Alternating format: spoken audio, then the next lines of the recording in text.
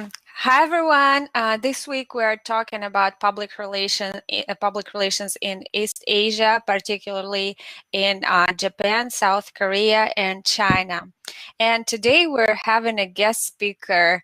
Her name is Tina Zhang, and she is currently a doctoral student here at CJC. And most importantly, and why she's here, she is originally from China, and she happened to practice public relations in her home country. Hi, Tina.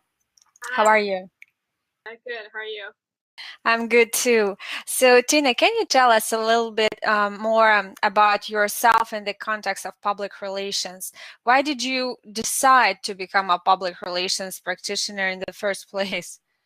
I was actually previously in international journalism major when I was at college. But then when I worked for the international news media in China, they're primarily propaganda agencies, or so to speak, state-owned media, which really serve the purpose of public diplomacy instead of what we know as objective journalism.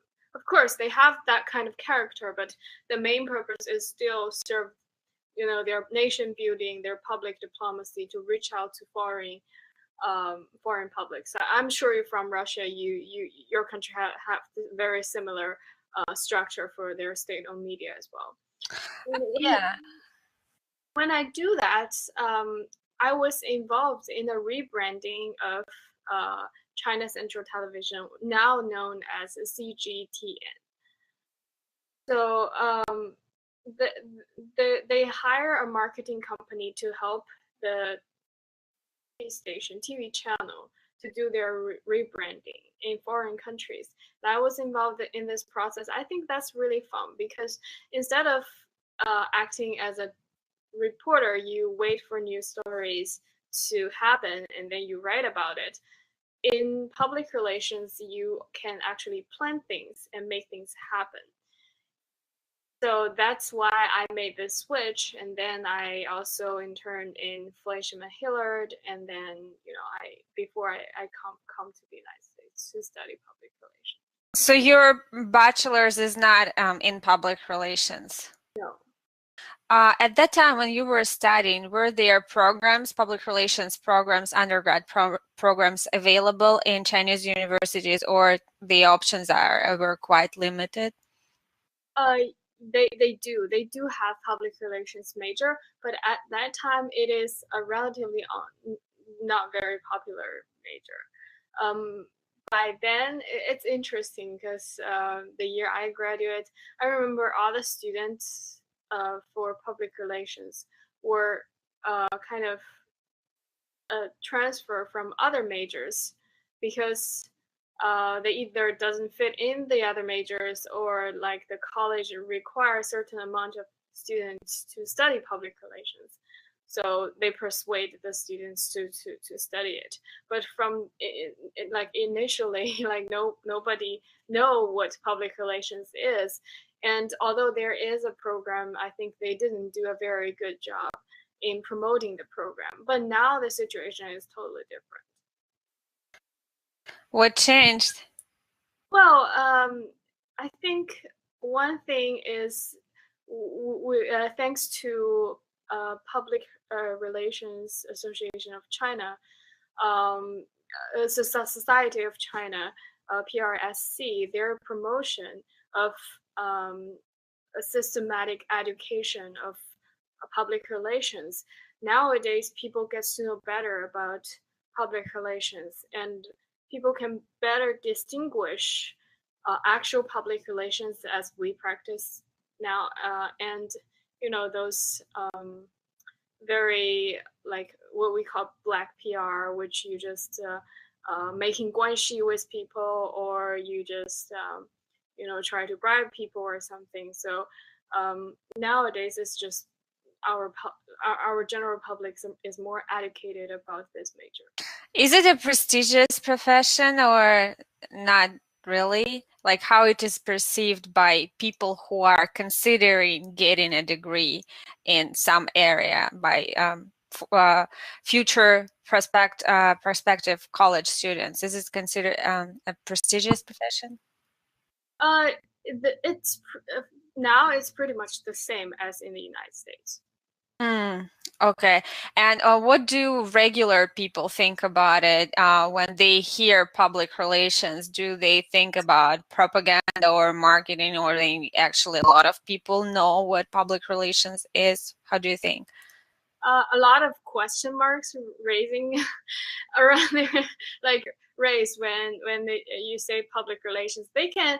It's pretty much like the American general public. They can name a few things that public relations people do, but they don't know like those relationship management or like two-way communication, that kind of thing.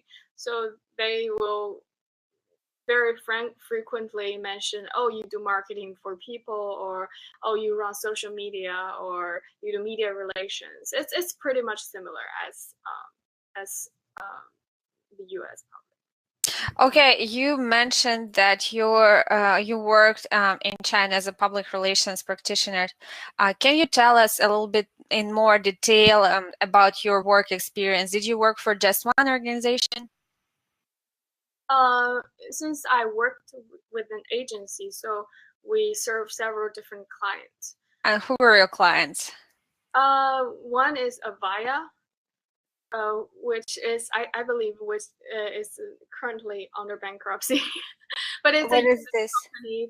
company, company, who produce like internet equipment and also do a little bit of cloud computing equipment, something like Cisco.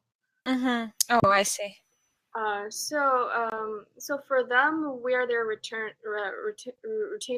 So basically, you do media monitoring every year. You do several media events for them, and then if if there is if issues raise up, we need to inform their management. And I was their first public social media manager.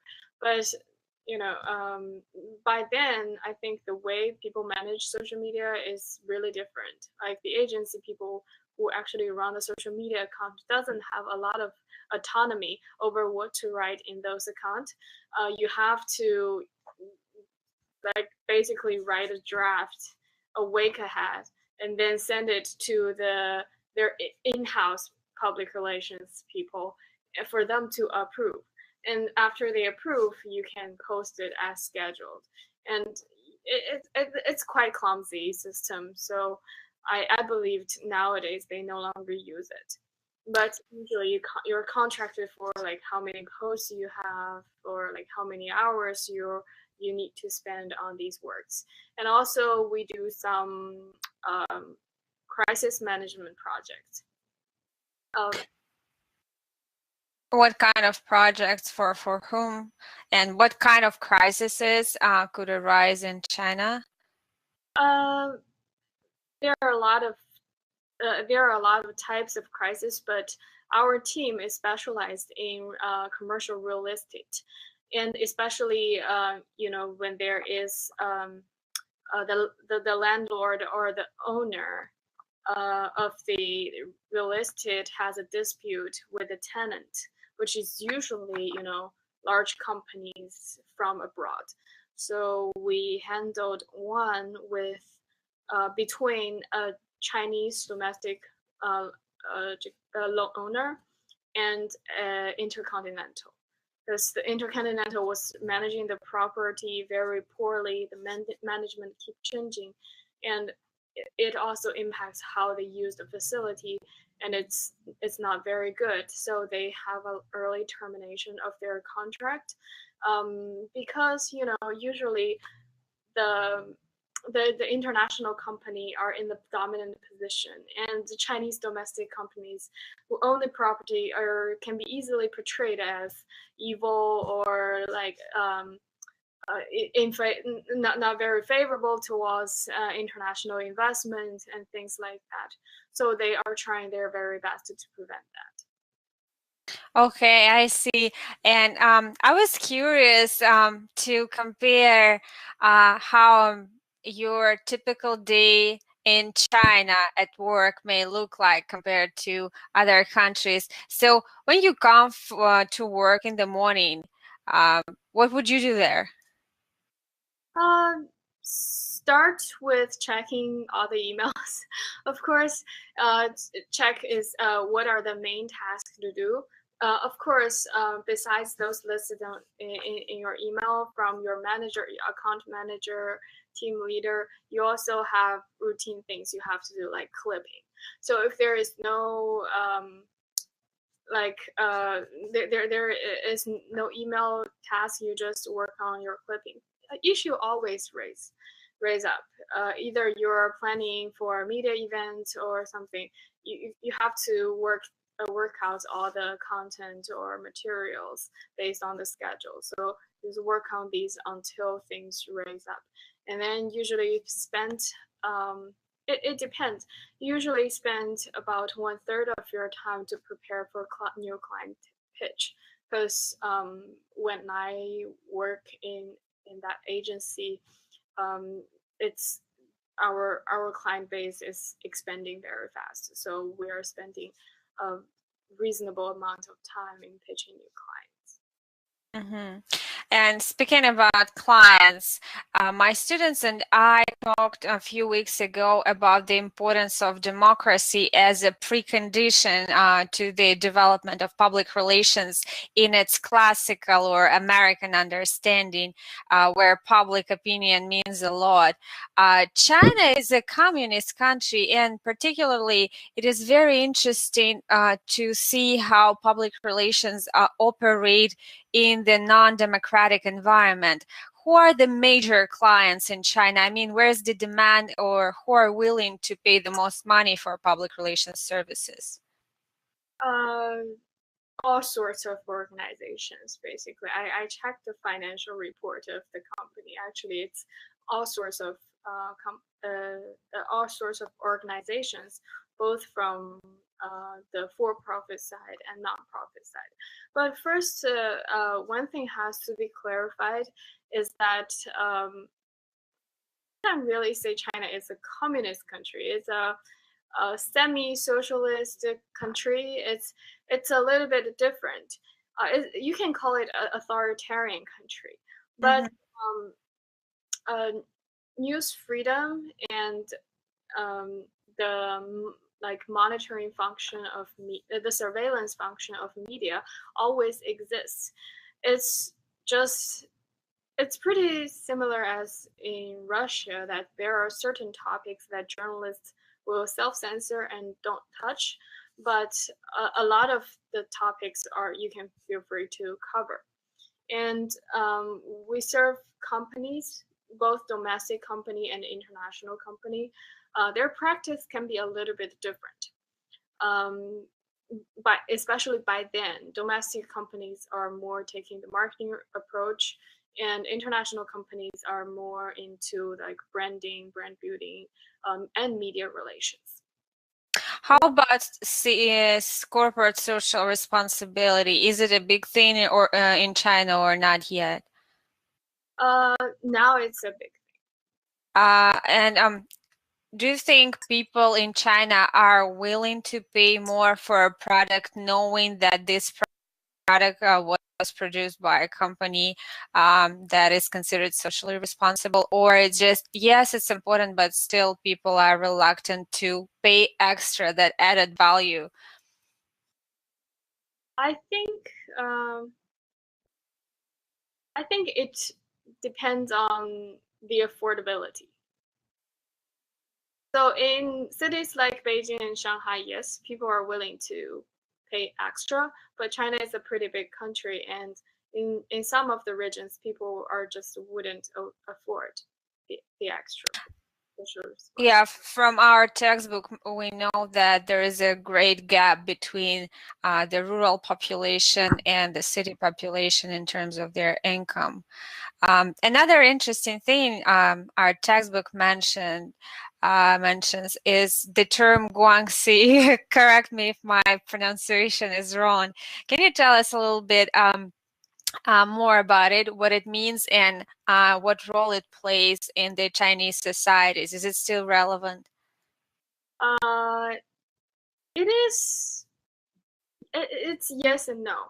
Guanxi is its literal meaning is just a relationship with people, and which will bring you some favor. And we always know that building a beneficial relationship is always good, even in the United States. Mm-hmm. Sometimes people are taking this to the very extreme and mean the guanxi, the connection and exchange of favor with government officials. Then that's bribery. That causes problem. That used to be pretty big, but I don't know if you heard about it. When the President Xi Jinping came into office, he started an anti-corruption campaign, which runs like until today. And that's significantly changed the business environment and standard of ethics. Basically, corruption is no longer tolerated, and international companies are no longer immune from those anti-corruption services. Because in the past, they check those domestic companies because they more frequently do that. But after international companies learn the benefit of bribery, they quickly pick it up and take it to the extreme, especially those pharmaceutical companies and investment banks. They are notorious in hiring the children or relatives of higher officials, which triggered a lot of scandal. So, so they are in the past they were kind of immune from investigation. Now they're just no longer immune from that. So they're also under careful scrutiny. This is actually very relevant to what we just talked about with our students about ethical relativism. So whether a company should behave in a way that other companies, local companies in their host country behave or not. And as we can see in China, they adapting their local practices, but hopefully this issue will be resolved. It's a huge issue in Russia as well, and I don't think it will ever stop just because our authority, the power of our authorities is based on the corruption system, and they just don't do anything about it. Another question that I have about you is, do you think that practicing public relations or doing even business in general in China, how it may be different from that in the United States? It's significantly different. I think the United States, it's more of data-driven decision making, and Chinese people usually, when they do business, they start with strategy and then drill down, and usually not getting too specific in terms of tactics from the top management